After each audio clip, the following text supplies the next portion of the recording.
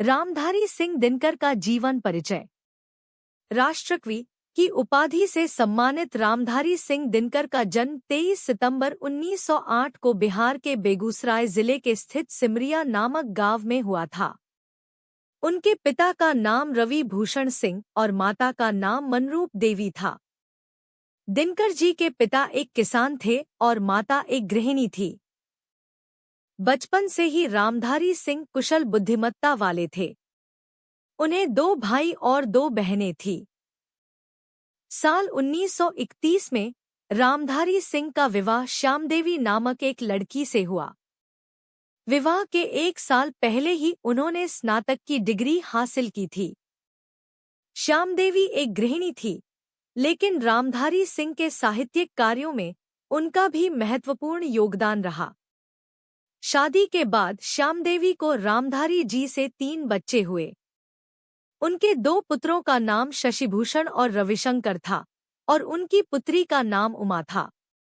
रामधारी सिंह के तीनों बच्चे भी पढ़ाई में कुशल थे। उन्होंने अपने तीनों बच्चों को अच्छी शिक्षा दी और जीवन में सफल बनाया। रामधारी सिंह दिनकर की शिक्षा। उन्होंने अपनी प्राथमिक शिक्षा अपने जन्मस्थान सिमरिया गांव से की। माध्यमिक शिक्षा के लिए उन्हें सिवान टाउन स्कूल में भर्ती कराया गया, जो वर्तमान में सिवान जिले में स्थित है। साल 1930 में उन्होंने बिहार के पटना कॉलेज से हिंदी विषय में स्नातक की डिग्री पूरी की और वर्ष 1936 में बिहार विद्यापीठ, पटना से परास्नातक M.A. की डिग्री प्राप्त की। बता दें कि रामधारी सिंह को बचपन से ही कविताएं लिखने का शौक था। उन्हें हिंदी भाषा और साहित्य में विशेष रुचि थी।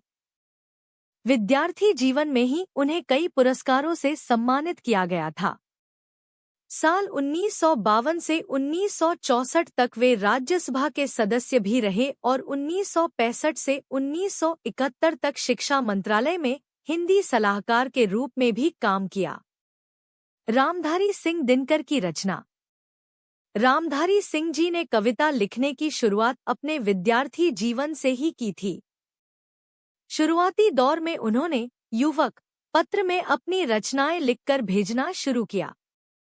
उसके बाद साल 1928 में उनका पहला काव्य संग्रह बारदोली विजय संदेश नाम से प्रकाशित हुआ। उसके बाद लगातार उनकी रचनाएं प्रसिद्ध होती रहीं।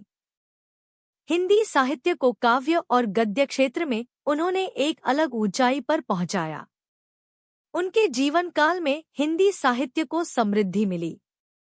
उनकी कविताएं आज भी हिंदी साहित्य के प्रेमियों के बीच अत्यंत प्रसिद्ध हैं। रामधारी सिंह दिनकर की कविताएं।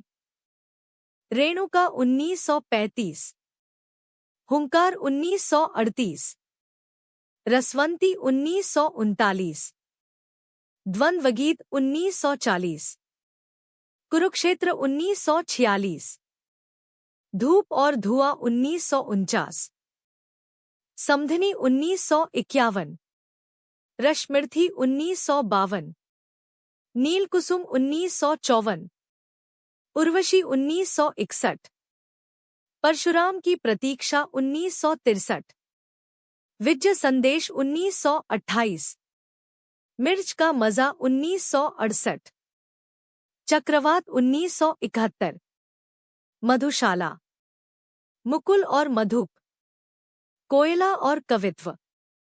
रामधारी सिंह दिनकर की प्रमुख गद्य कृतियाँ। माटी के बेटे 1954, रैतिक हिंसा बनाम अहिंसा 1956, संस्कृति के 4 अध्याय 1956, शुद्ध कविता की खोज 1966, कवि सम्मेलन 1957, काव्य की भूमिका 1958, पंथ, प्रसाद और मैथिली शरण 1958, साहित्य और संस्कृति 1962, काव्यधारा 1963, वट वृक्ष के नीचे 1971। रामधारी सिंह दिनकर के निबंध संग्रह। उर्वशी और संस्कृति के 4 अध्याय 1959, समीक्षा और समीक्षा 1961। रेणुका 1963, प्रणय चंद्रिका 1967, आत्मकथा 1972। रामधारी सिंह दिनकर को मिले साहित्यिक सम्मान। 1946 काव्य कृति कुरुक्षेत्र के लिए काशी नागरी प्रचारिणी सभा से पद्म भूषण पुरस्कार। 1959 गद्य कृति संस्कृति के 4 अध्याय के लिए साहित्य अकादमी पुरस्कार। 1961 काव्य रचना उर्वशी के लिए ज्ञानपीठ पुरस्कार। 1963 दिल्ली विश्वविद्यालय द्वारा डॉक्टर ऑफ लिटरेचर की उपाधि। 1969 रूस ने लेनिन पुरस्कार से सम्मानित किया। 1972 हिंदी साहित्य में उनके योगदान के लिए पद्म विभूषण पुरस्कार। 1999 भारत सरकार द्वारा उनके स्मरण में स्मारक डाक टिकट जारी किया गया। रामधारी सिंह दिनकर का मृत्यु। 24 अप्रैल 1974 को हृदय गति रुकने के कारण उनका निधन हुआ। मृत्यु के समय उनका निवास चेन्नई, तमिलनाडु में था, लेकिन अंत्य संस्कार के लिए उन्हें पटना, बिहार लाया गया। मृत्यु के समय उनकी आयु 65 वर्ष थी। उनके निधन से हिंदी साहित्य जगत को बड़ा नुकसान हुआ। आज भी उनकी सभी कविताएं हिंदी साहित्य प्रेमियों की जुबान पर हैं। हिंदी साहित्य के इस महान हस्ती ने अपने जीवन काल में हिंदी साहित्य को सुनहरे दिन दिखाए। उनके इस योगदान के लिए उन्हें शत-शत प्रणाम।